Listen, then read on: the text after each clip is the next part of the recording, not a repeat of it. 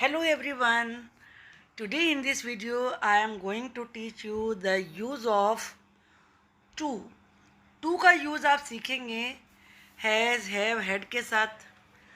आपने बहुत बार देखा होगा कि हैज़ का हैव का मीनिंग पास है, ये भी होता है, टेंस बीच से बनता है पास्ट परफेक्ट में।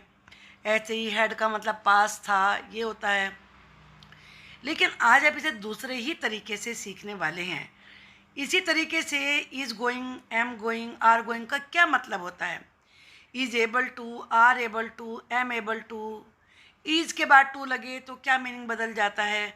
मैं ये सारी चीज़ें आपको इस वीडियो में बताने वाली हूँ। वीडियो आपको बिल्कुल मिस नहीं करना है। बिल्कुल ही नया यूज़ है ये, और लिखने में इसका बहुत ज़्यादा यूज़ होता है। तो आप ध्यान से पूरी वीडियो को देखिए और इंग्लिश को समझने में, लिखने में अपनी मास्टरी हासिल करिए।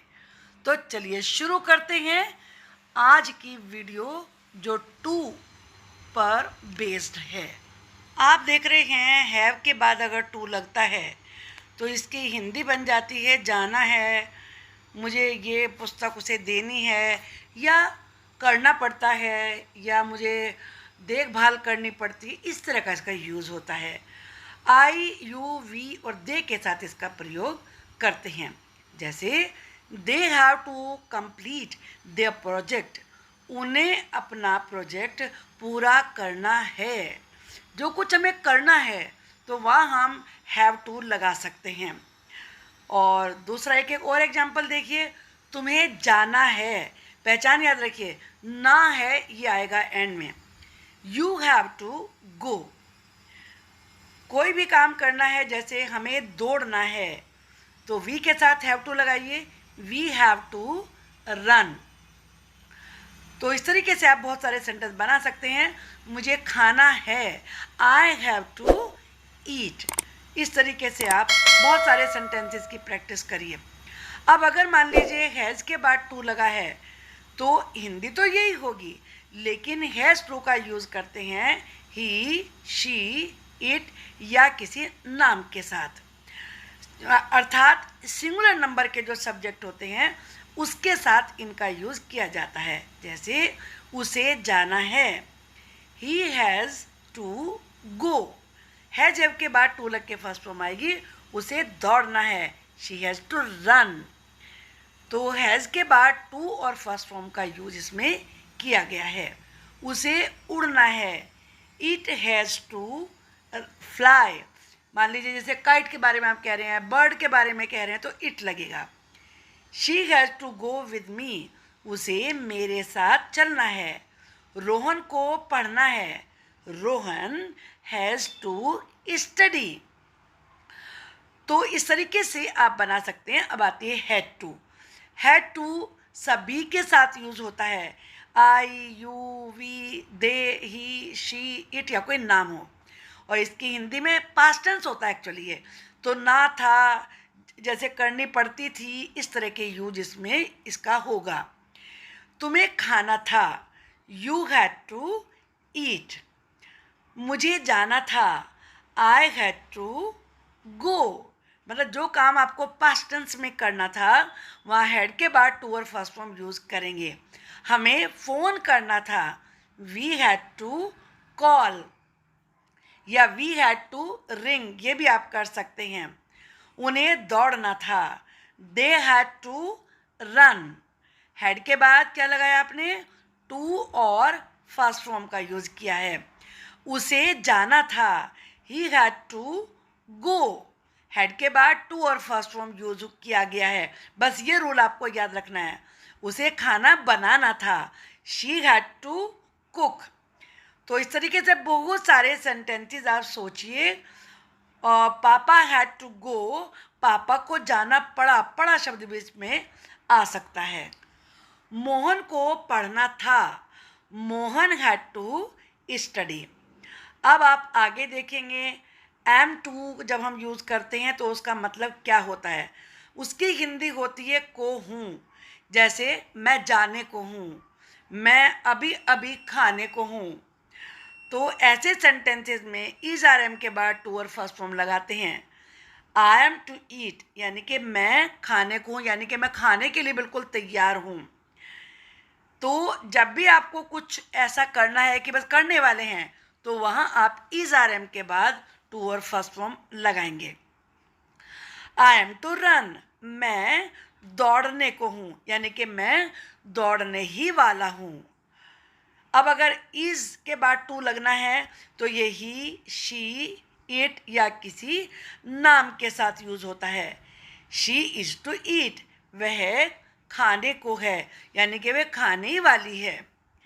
और इसके बाद next example, he is to go वह जाने को है, यानी कि जाने ही वाला है। अब अगर आर के बाद टू लगा है तो वो प्लूरल नंबर के साथ आएगा, यू, वी और दे के साथ इसका यूज होगा। यू आर टू स्टडी आप पढ़ने को हैं, यानी कि पढ़ने वाले हैं। वी आर टू गो हम लोग जाने को हैं। अगर इज आर एम के बाद आई एन जी लग के वर्ब आती है तो जा रही हूँ फ्यूचर को बताता है ये, अर्थात आप वो काम अभी करने वाले हैं। यानी कि is are am I N G की वर्ब के साथ आप भविष्य की बात भी कर सकते हैं। I am going to throw a party मैं पार्टी देने जा रही हूँ, तो यानी कि दूंगी ना, तो फ्यूचर टेंस हुआ। PV Sindhu is going to win the gold medal PV Sindhu स्वर्ण पदक जीतने जा रही हैं, यानी कि वो जीतेंगी। I am going to buy a mobile मैं मोबाइल खरीदने जा रही हूँ, यानी कि मैं मोबाइल खरीदूंगी। अब अगर मान लीजिए इसके बाद गोइंग लग के टू लगा है तो उसका मतलब होता है जा रहा है। ये ही, शी, इट या किसी वन नेम के साथ, यानी कि एक नाम के साथ यूज किया जाता है। जैसे he is going to start a new business वह नया बिजनेस शुरू करने जा रहा है, यानी कि नया बिजनेस शुरू करने वाला है। आर गोइंग टू का मतलब होता है जा रहे हैं। ये यू, वी और दे के साथ यूज किया जाता है प्लूरल नंबर के साथ। आगे इसी तरह की अच्छी वीडियो पाने के लिए आप प्लीज़ चैनल को सब्सक्राइब करिए। आपके सब्सक्राइब करने से ही चैनल की आगे ग्रोथ होगी। They are going to join my team वे मेरी टीम में शामिल होने जा रहे हैं, यानी कि होने वाले हैं या होंगे, फ्यूचर की बात वो कर रहे हैं।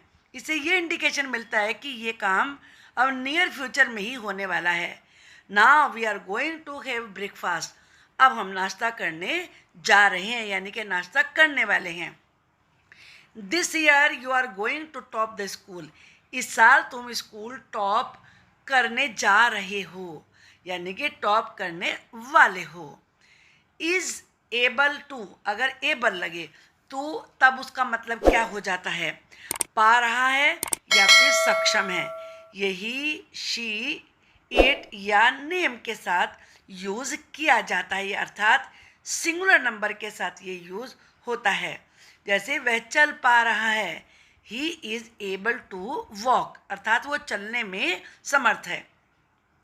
वह नाच पा रही है, she is able to dance यानी कि वो डांस करने में सक्षम है।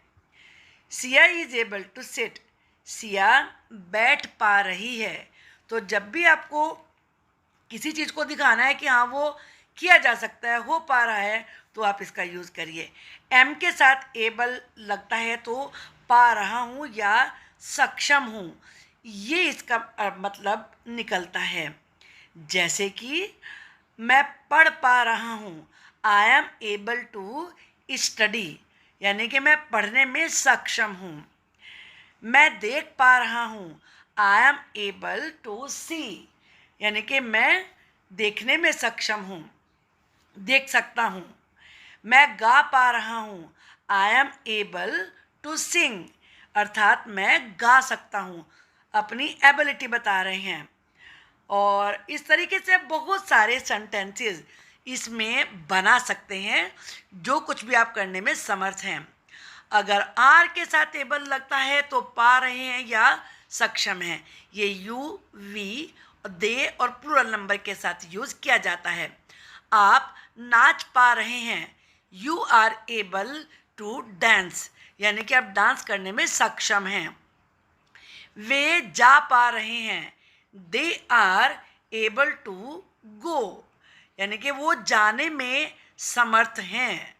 हम लोग देख पा रहे हैं, वी आर एबल टू सी, अर्थात हम देखने में समर्थ हैं। आपको ये वीडियो पसंद आई है तो प्लीज़ आप चैनल को ज़रूर सब्सक्राइब करिए। इसी तरह की वीडियो आपको फ्यूचर में भी मिलती रहेंगी। Thanks a lot for watching this video. Bye.